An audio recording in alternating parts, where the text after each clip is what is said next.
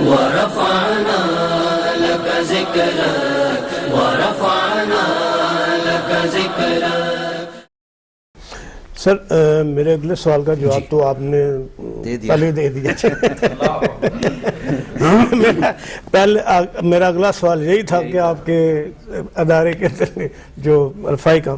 اچھا آپ نے ابھی بلے شاہ کا ذکر کیا. ان کا ایک بہت مشہور لوگ کہتے ہیں بلیا یار نچ کے یار منا لے. لیکن دوسری طرف ایک طبقہ ہے جو کہتا ہے کہ اگر اس نے ایسے ہی مالنا تھا ٹھیک ہے تو پھر 72 شہداء کی قربانی سر نیزوں پہ اور 6 ماہ کے بچے کا تو پھر وہ بھی گھنگرو پہن لیتے ہیں. کیا پتا ان کا ناچنا یہی ہو اس کو منانے کی بات. سبحان اللہ سبحان اللہ سبحان اللہ. منانا تو یار کو ہے نا. کیسے اور بلے شاہ کا بھی یہی ہے کہ اگر اس طرح مانتا ہے تو اس طرح منا لو, جس طرح مانتا ہے اس طرح منا. یہ نہیں ہے کہ لازمی ناچ کے, وہ جس طرح مانتا ہے منا لو. اور وہ جو 72 قربانیاں ہیں یہ شاید اس کو منانے کے لیے نہیں, اس کی بات کو قائم رکھنے کے لیے. تھوڑا سا تفصیل سے تھوڑا سا کیونکہ آپ ماشاءاللہ سادات سے تعلق ہے اور آپ سے زیادہ کون بیان کرے گا. دیکھیے تھوڑا سا ہسٹری میں جانا ہوگا. جی بے شک. مکہ فتح ہوا, جی حبار بن الاسود مسلمان ہونے کے لیے آیا, معاف فرما دیا. کعب مسلمان اس سے پہلے, کعب تو خیر پہلے آیا, حبار بن الاسود تھا یہ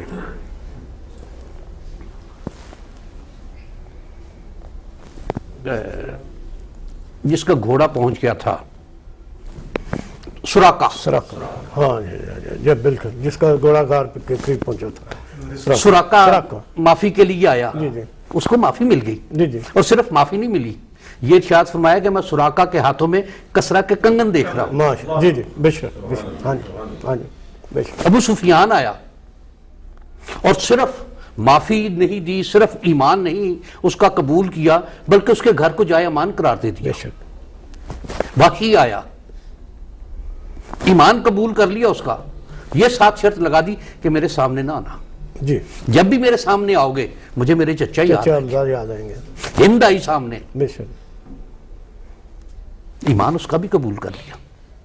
اور وہ ہند کہ جس نے اس چچا سرکار صلی اللہ علیہ وسلم کے ان کا مسئلہ کیا, ان کا کلیجہ نکال کے کچا چبایا, کہ جن کے بارے میں یہ ارشاد فرمایا تھا کہ کیا آج مدینہ میں میرے چچا پر رونے والا کوئی نہیں. یہ ایک بات. پھر یہ کہ جب خلافت ملوکیت میں تبدیل ہوئی ہے تو وہ اپنی تمام تر خرابیاں ساتھ لے کر آئی ہے. بے شک. کہ ایک میں نام اب نہیں لیتا کہ بہت بڑی شخصیت جب حضرت علی کرم اللہ تعالیٰ وجہ الکریم کے پاس آئے کہ مجھے 1 لاکھ درہم دیں تو آپ نے ارشاد فرمایا کہ میرے پاس نہیں ہے. اور جب انہوں نے یہ کہا کہ مجھے دمشق سے آفر ہے تو ارشاد فرمایا کہ میں اس کا اختیار نہیں رکھتا. انہوں نے جب یہ کہا کہ بیت المال سے کہ میں بیت المال کا اختیار نہیں رکھتا. یہ تقوی کی کیفیت ہے. بے شک.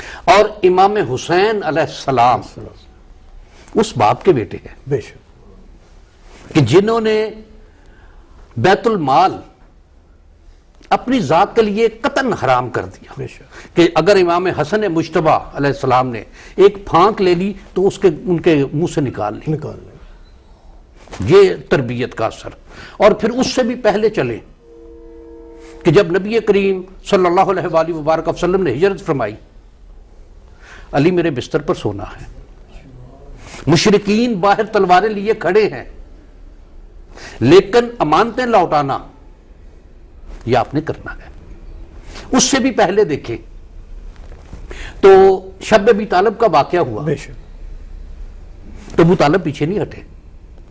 جب مشرکین نے آ کے کہا کہ ان کو اس بات سے روکیں تو ان سے یہ ارشاد فرمایا کہ میرے ایک ہاتھ پر چاند اور ایک ہاتھ پر سورج رکھ دیں تو بھی میں ان کی بات نہیں مانوں گا. اور وہی ابو طالب انہوں نے یہ کہا کہ جو جرا جی جا ہے کر، کوئی تیری طرف آنکھ اٹھا کے نہیں دیکھے. یہ تربیت کا اثر امام حسین علیہ السلام کے لیے کہ امام حسین علیہ السلام کے دادا کا رویہ، ان کے والد کا رویہ نبی کریم صلی اللہ علیہ وآلہ وبارک وسلم کی ذات کے لیے اور اس دین کے لیے کہ جب قرآن مجید کے حکم کے مطابق نبی کریم صلی اللہ علیہ وآلہ وبارک وسلم نے اپنے اقربا کو دعوت دی تو ایک ذات علی کی تھی جس نے کھڑے ہو کر یہ کہا کہ گو میں کمزور ہوں، میری ٹانگیں کانپتی ہیں، لیکن جہاں مجھے کھڑا کریں گے میں کھڑا ہوں. وہاں. اور یہ انہوں نے اپنا قول ساری زندگی نبھایا. پھر ان کا بیٹا نبی کریم صلی اللہ علیہ وآلہ وبارک وسلم کا نواسا کہ جب دین پر یہ معاملہ آیا، اور تاریخ یہ بتاتی ہے کہ وہ ملوکیت اپنی تمام تر خرابیوں کے ساتھ، اپنی تمام تر خباستوں کے ساتھ، اپنی تمام تر حرام کاریوں کے ساتھ جب وہ سامنے آئی ہے اور کوئی کھڑا نہیں ہو رہا تو ایک امام حسین کی ذات ہے کہ جب یہ دیکھا کہ اس موقع پر مکہ کی بے حرمتی نہ ہو، اللہ کا گھر ہے، حج موقوف کر دیا. یہ عظمت کی بات ہے کہ یہ نہیں ہے کہ یہاں مجھے پناہ ملی رہے گی، یہ کہ وہ میرے پیچھے کہیں آ کر اللہ کے گھر کی بے حرمتی نہ کرے. بے شک چل دیے. بے شک. اور میرا ایک یقین ہے، اور یقین سے آگے میرا ایمان کی حد تک یہ بات ہے کہ اگر حضرت امام چاہتے تو واقعہ کربلا نہ ہوتا. جی بے شک. لیکن اب جب تک قیامت نہیں آ جاتی، حسین ہے، یزید تھا، بے شک حسین ہے، یزید تھا، بے شک بے شک بے شک. آج بھی لبیک یا حسین کے نعرے لگتے ہیں. جی بے شک بے شک. اور ہزاروں نہیں، لاکھوں نہیں، کروڑوں لوگ لگاتے ہیں. بے شک بے شک. میرے نزدیک یزید پر لعنت بھیجنا بھی یہ بہت ہی بری بات اس حوالے سے کہ اس کا نام کیوں زبان پر آئے. کیا بات ہے، کیا بات ہے. بے شک بے شک. ضرورت ہی نہیں ہے. ضرورت ہی نہیں ہے. اور امام حسین علیہ السلام کا تذکرہ کرنا، ان کی بات کرنا، ان کی گفتگو کرنا، ان کے بارے میں بات کرنا، ان کے بارے میں بات سننا، یہ اس کے لیے آٹومیٹکلی لعنت ہے.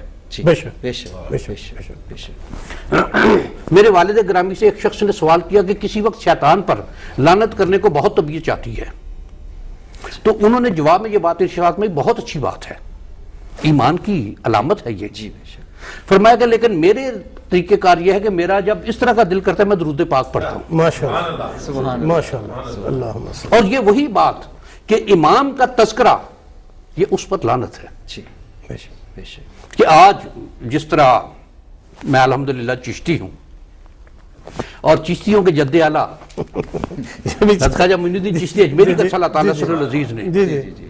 شاہ است حسین، پادشاہ است حسین، دین است حسین، دین پناہ است حسین.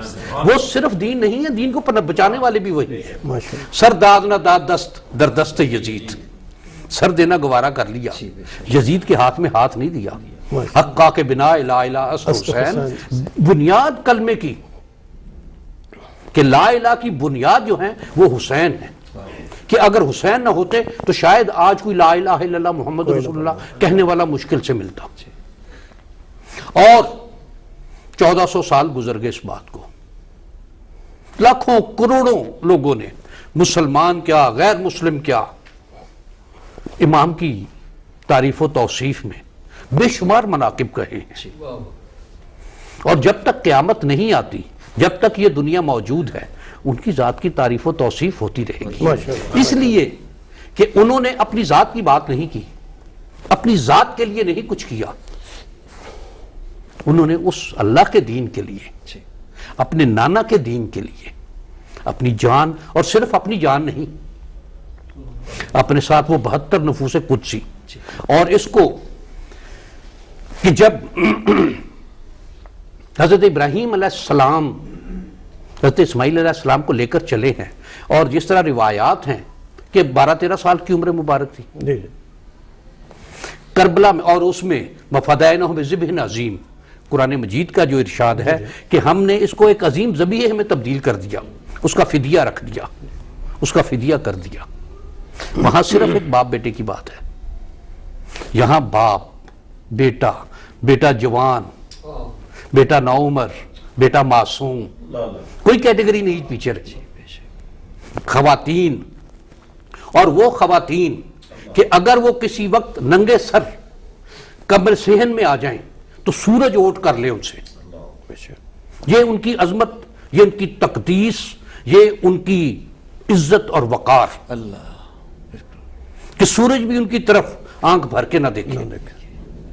اس دین کی خاطر وہ ننگے سر چلی بازاروں میں، اور یہ اس دین کی عظمت ہے کہ جب اس دین کی بات ہوگی تو کربلا کا ذکر ضرور آئے گا، بے شک۔ کربلا کے ذکر کے بغیر اسلام کی بات نہیں ہوگی، کربلا کے ذکر کے بغیر مسلمان کی بات نہیں ہوگی، کربلا کے ذکر کے بغیر ایمان کی بات نہیں ہوگی، کربلا کے ذکر کے بغیر ایمان کی حلاوت کی بات نہیں ہوگی، کربلا کے ذکر کے بغیر ایمان کے جذبوں میں، دلوں میں رہنے کی بات نہیں ہوگی۔ ماشاءاللہ سے۔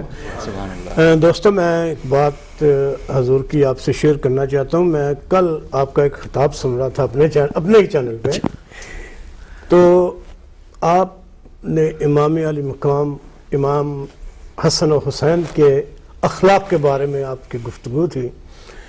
آپ نے فرمایا کہ آپ دونوں بھائیوں نے ایک بزرگ کو دیکھا کہ وہ وضو غلط کر رہے تھے، ٹھیک ہے جی، اور جب انہوں نے دیکھا کہ ان کی اصلاح کیسے کی جائے تو وہ ان بزرگ کے پاس گئے اور جا کے ان سے بولا کہ دیکھو ہم دونوں بھائی ہیں، ہم میں ضد ہے کہ کون اچھا وضو کرتا ہے، تو ہم وضو کرتے ہیں اور آپ ہمیں دیکھیں۔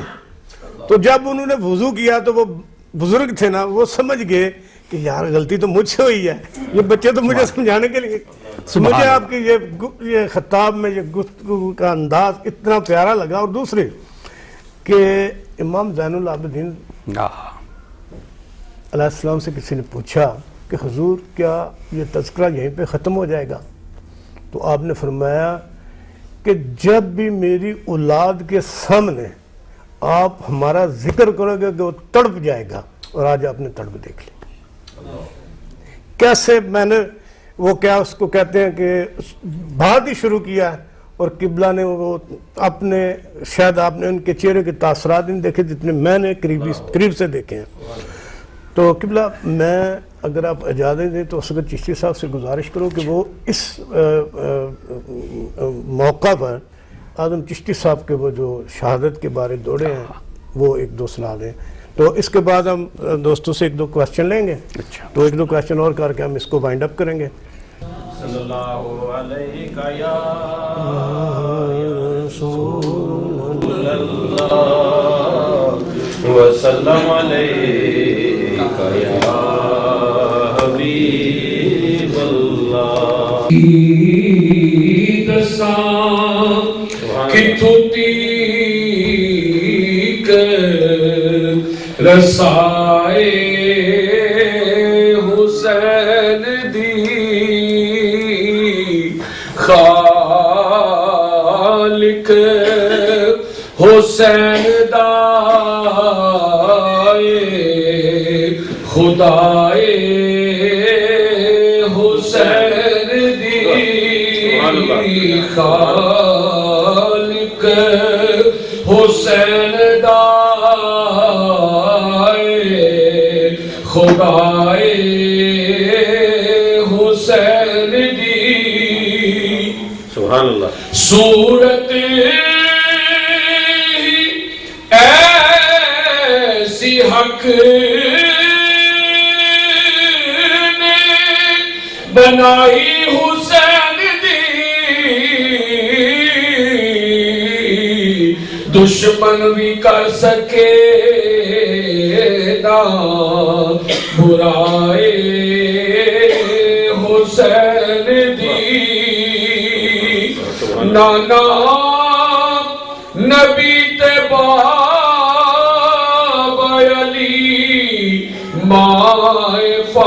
فاطمہ سبحان اللہ نانا نبی دے باب علی مائے فاطمہ اور اس تو اتے کی بڑائے حسین دی کہنی لے آؤ جا کے میرے ویر دی خبر زینب نو کھا گئی جے جدائے حسین دی کربل نو جا دیا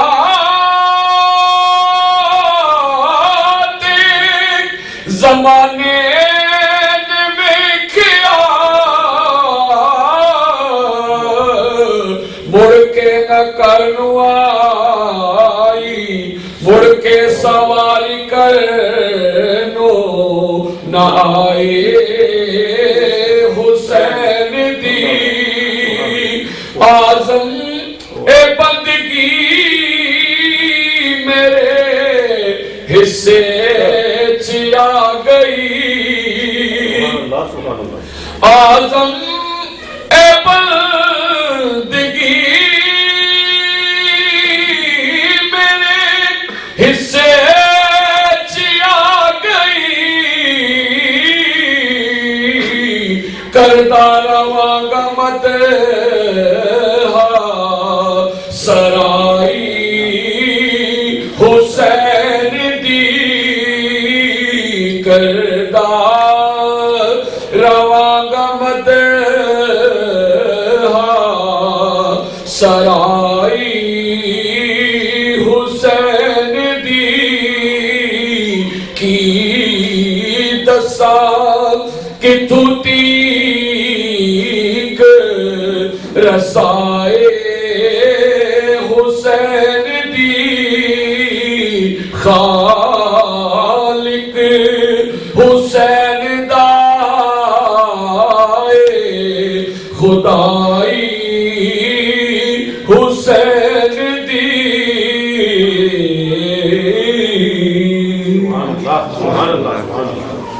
آپ دوستوں میں سے کسی کے ذہن میں کوئی سوال آ رہا ہو تو وہ حضور سے پوچھ سکتا ہے. کون پوچھنا چاہیں گے؟ میرا سوال یہ ہے کہ نماز میں کنسنٹریشن کے لیے آپ کیا مشورہ دیں گے؟ نماز میں دنیاوی خیالات نہ آئیں. دیکھیے یہ مزاج کی بات انسان کی، اپنے آپ کو جب اخلاص کے ساتھ اپنے اللہ کی طرف متوجہ رکھیں گے تو یقیناً اس کے ہاں سے کرم فرمائی ہوتی ہے. ایک واقعہ ہے کہ حضرت ابو حنظلہ رضی اللہ تعالیٰ عنہ ایک موقع پر انہوں نے حضرت ابوبکر صدیق رضی اللہ تعالیٰ عنہ سے یہ ارشاد فرمایا کہ ابو حنظلہ منافق ہو گیا ہے، اور یہ 2-3 بار یہ بات دہرائی. اور حضرت ابوبکر صدیق نے یہ پوچھا کہ یہ کیا معاملہ ہے کہ یہ بات میں درست کہہ رہا ہوں. وہ حاضر بارگاہ ہوئے اور گزارش پیش کی کہ ابو حنظلہ نے یہ بات کہی ہے. نبی کریم صلی اللہ علیہ وآلہ وبارک وسلم نے طلب فرمایا اور پوچھا کہ ابو حنظلہ یہ کیا بات ہے؟ تو حضرت ابو حنظلہ رضی اللہ تعالیٰ عنہ، اور ابو حنظلہ وہ ذات ہیں، وہ شخصیت ہیں کہ جنہیں غسیل ملائکہ کا خطاب ملا. غزوہ احد میں یہ شہید ہوئے، اور شہادت ان کی اس طرح سے کہ کچھ دن پہلے ہی ان کی شادی ہوئی تھی. اور جب غزوہ احد ہوا تو ان کی بیوی نے یہ کہا کہ تم نہیں جاؤ گے، اور اسی کیفیت میں اٹھ کر چل پڑے. وہاں شہادت ہوئی ان کی، اور جب ختم ہو گیا، مارکا ختم ہوا، تو نبی کریم صلی اللہ علیہ وآلہ وبارک وسلم نے صحابہ کرام سے بات ارشاد فرمایا کہ ذرا ابو حنظلہ کی خبر لاؤ. ڈھونڈتے رہے، نہیں ملے، تو پھر ارشاد فرمایا کہ جاؤ دیکھو ڈھونڈو نے. پھر ایک صحابی آئے کہ وہ فلاں جگہ میدان جنگ سے دور ایک درخت کے نیچے ان کی میت پڑی ہوئی ہے اور غسل دیا ہوا ہے اسے. تو اس وقت پوری بات ارشاد فرمائی کہ ابو حنظلہ اس کیفیت میں اٹھ کر آ گئے تھے تو انہیں ملائکہ نے غسل دیا. یہ وہ شخصیت ہے. اور انہوں نے یہ بات گزارش کی کہ یا رسول اللہ صلی اللہ علیہ وآلہ وبارک وسلم، ہم جب آپ کی مجلس میں حاضر ہوتے ہیں، آپ کی بارگاہ میں پیش ہوتے ہیں، آپ جب ارشادات فرماتے ہیں تو یہ ہوتا ہے کہ ہمارے سروں پر پرندے آ کے بیٹھ جائیں، لیکن جب بازاروں میں نکلتے ہیں تو ہم پھر اسی گہما گہمی میں مصروف ہو جاتے ہیں. تو آپ نے ارشاد فرمایا کہ ابو حنظلہ اگر تمہاری وہ کیفیت بازاروں میں بھی قائم رہے تو فرشتے تم سے سلام لینا اپنے لیے اعزاز جانے. یہ کیفیت اس میں دیکھیے، سوچ دو چیزیں اس میں ہیں. گرفت جو ہے وہ اختیاری شے پر ہے، جو غیر اختیاری ہے اس پر گرفت نہیں ہے. خیال کوئی آیا، یہ غیر اختیاری ہے. اس کو سوچا کہ یہ خیال کیوں آیا، یہ اختیاری ہے. اس پر گرفت نہیں ہوگی، اس پر گرفت ہوگی، اس سوچنے پر کہ یہ خیال کیوں آیا. اور اس کا ایک طریقہ کہ جب بھی یہ محسوس ہو، اپنا دھیان نماز میں کیا پڑھا ہے، کیا پڑھ رہے ہیں، نماز کی جو جزیات ہیں ان میں، کہ پہلی رکعت میں تکبیر کہنے کے بعد ثنا پڑھنی ہے، تعوذ پڑھنا ہے، سورہ فاتحہ پڑھنی ہے، سورت ساتھ ملانی ہے. پھر اس کے بعد یہ ہے کہ جو تلاوت کی جائے وہ اگر سیکوینس میں ہو تو زیادہ بہتر ہے کہ پہلی رکعت میں جو کچھ پڑھا اس کے بعد دوسری رکعت میں پڑھا جائے. پھر اس میں کہ کون سی فرض سنتے پڑھ رہے ہیں، فرض پڑھ رہے ہیں، یا کیا نماز پڑھ رہے ہیں، وتر پڑھ رہے ہیں، 3 کی رکعت ہے، 3 کی نماز ہے، 4 کی نماز ہے، یا 2 کی نماز ہے. اس طرف دھیان رکھے تو یقیناً یہ شے پھر. اور ہمارے ہاں نماز میں لذت تلاش نہیں کرتے. اگر نماز میں لذت تلاش کرنے لگ گئے تو نماز سے توجہ ہٹ گئی، لذت کی طرف توجہ چلی گئی. طلب نماز نہیں رہی، طلب لذت ہو گئی. اور طلب یہ طلب غلط ہے. طلب اس کی خوشنودی کہ مالک راضی ہو جا. ہمارا جس طرح کا بھی سجدہ ہے یقیناً یہ اس معیار کا نہیں ہے جو تیرے مقبولان نے سجدے کیے. ہماری تسبیحات اس قابل نہیں ہے، ہماری نمازیں اس قابل نہیں ہیں کہ تیری بارگاہ میں پیش کر سکے. اگر تو ساری زندگی کی نمازیں اٹھا کے منہ پر دے مارے گا تو ہمارے پلے کچھ نہیں ہے. اور اگر ساری زندگی کی نمازوں میں ایک سجدے کی ایک تسبیح کو قبول کر لے گا تو تجھے کوئی روک نہیں سکتا. ہم تو تجھ سے تیرے اس کرم کے طلبگار ہیں کہ جو کچھ بھی ہمارا یہ ٹوٹا پھوٹا ہے تو اسے قبول فرما لے. اور یہ بات بھی ہے کہ اس کا یہ ارشاد ہے کہ جو کوئی نبی، حدیث مبارک ہے کہ نبی کریم صلی اللہ علیہ وسلم نے یہ ارشاد فرمایا کہ جو کوئی اللہ تعالیٰ کے ساتھ جس طرح کا معاملہ کرے گا، وہ جس طرح کا تعلق رکھے گا وہ اس کے ساتھ اسی طرح کا معاملہ کرے گا. جبار و قہار یقیناً اس کی صفات ہے، لیکن میں اس کے رحم، اس کے کرم، اس کے عنایات کا طلبگار ہوں. اور اس کی بارگاہ میں یہ استدعا کہ بار الہا تیری جباری و قہاری کا میں متحمل نہیں، میرے بس میں، میرے برداشت میں یہ بات نہیں ہے. اور میں تیرے کرم کا طلبگار ہوں تیرے محبوب صلی اللہ علیہ وآلہ وبارک وسلم کے وسیلے سے، ان کے ذریعے سے کہ تو مجھ پر کرم فرما اور مجھے اپنی کرم فرمائیوں میں رکھ. تو میرا سازگار ہے تو مجھے کسی چیز کا ڈر نہیں ہے، اور مجھے اپنے غیروں کے حوالے نہ کر. یقیناً ہم تیرے ہیں، تیرے محبوب صلی اللہ علیہ وآلہ وبارک وسلم کی امت سے ہیں. ہمیں اپنا بنا کے رکھ اور اپنوں کا بنا کے رکھ انشاءاللہ. میرا سوال آپ سے کہ نظر کیسے لگتی ہے، کیوں لگتی ہے اور اس کی وجہ کیا ہوتی ہے؟ دیکھیے، نظر کا لگنا یہ حدیث مبارک میں ہے، سرکار صلی اللہ علیہ وسلم نے بد نظری سے پناہ مانگی ہے. یہ نظر لگتی ہے یہ، اور اس کے لیے یہ ایک حسد کی دوسری قسم ہے، یا دوسری قسم نہیں، یہ حسد ہی کی ایک قسم ہے کہ کسی کے پاس کوئی ایسی شے دیکھی تو اس میں، اور کچھ لوگ ایسے ہیں کہ ہمارے پنجابی میں جو ایک لفظ کہا جاتا ہے کہ پتھر پھاڑ نظر، ہیں ایسے لوگ کہ یہ ادھر اس نے کسی کی تعریف کی اور اتنی بد مزاجی سے تعریف کی کہ شاید چند لمحے نہیں گزرتے اس پر اثرات آ جاتے ہیں. یہ شے اس کے لیے جو ہر طرح کے معاشرے میں مختلف قسم کے انداز اور طریقے اختیار کیے جاتے ہیں. کوئی بچوں کو کان کے پیچھے سرما لگا دیتے ہیں، کوئی کالا کپڑا، یہ جو بھی اس کے لیے کر دینا. اور صدقہ جو ہے وہ بلا کو ٹالنے کا سب سے بہترین ذریعہ ہے.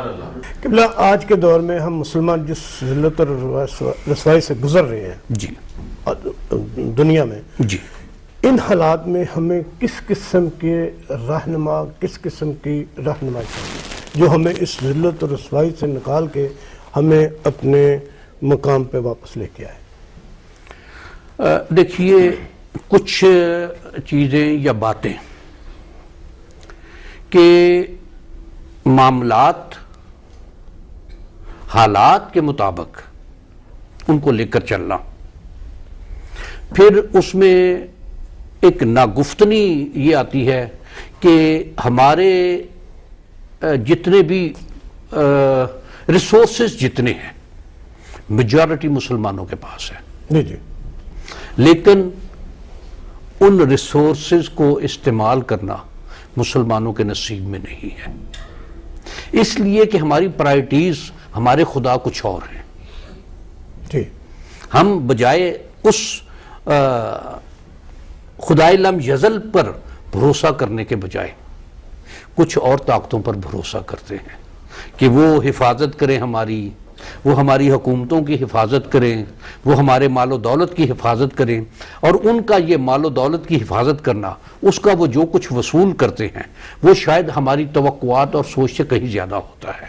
اور اسی شے نے ہمیں ان قوموں کا، ان ملکوں کا، یا ان حکمرانوں کا، یا ان سماجوں کا مقید کر دیا ہے کہ جن کی مرضی کے بغیر ہمارے لیے سانس لینا مشکل ہے.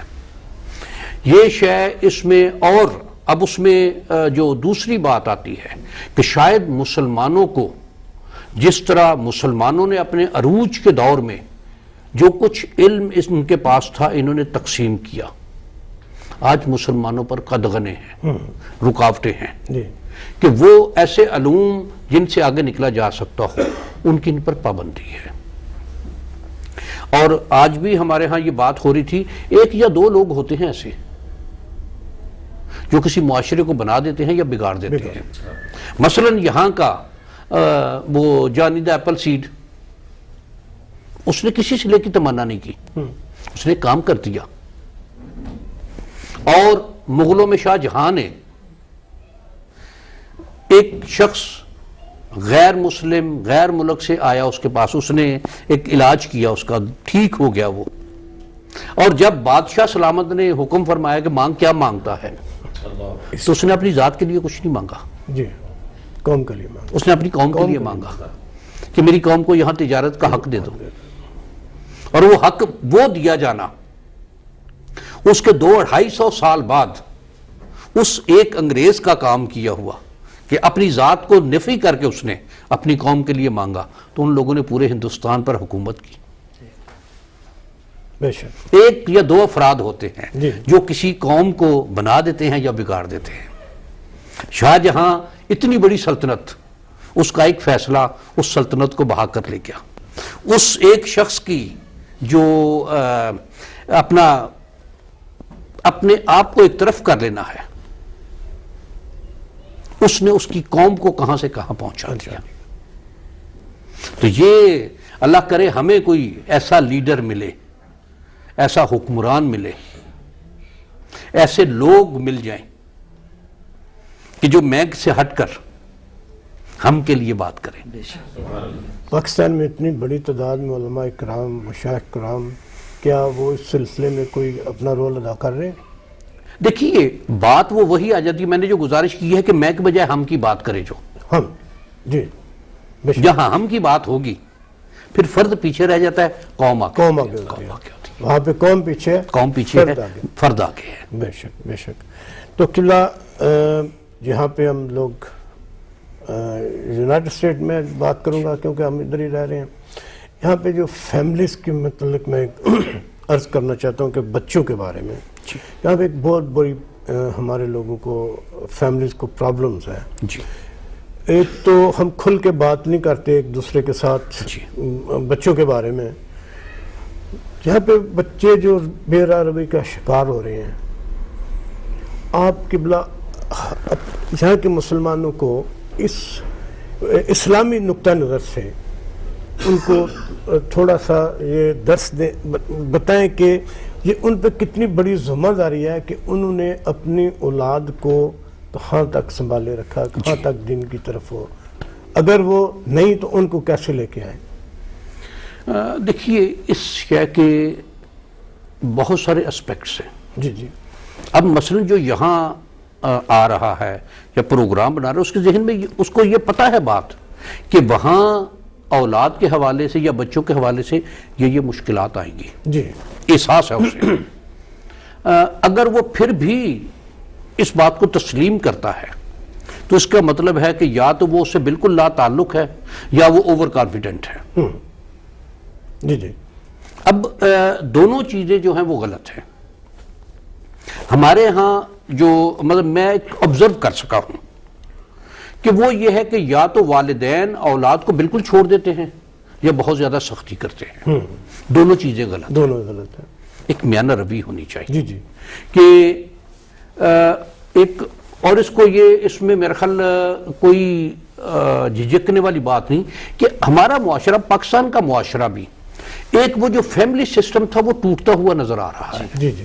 کہ ایک ہی گھر میں 6 لوگ ہیں، ایک ٹی وی لاؤنج میں بیٹھے ہوئے ہیں، لیکن 6 لوگوں کی نظریں مختلف سمتوں میں ہیں.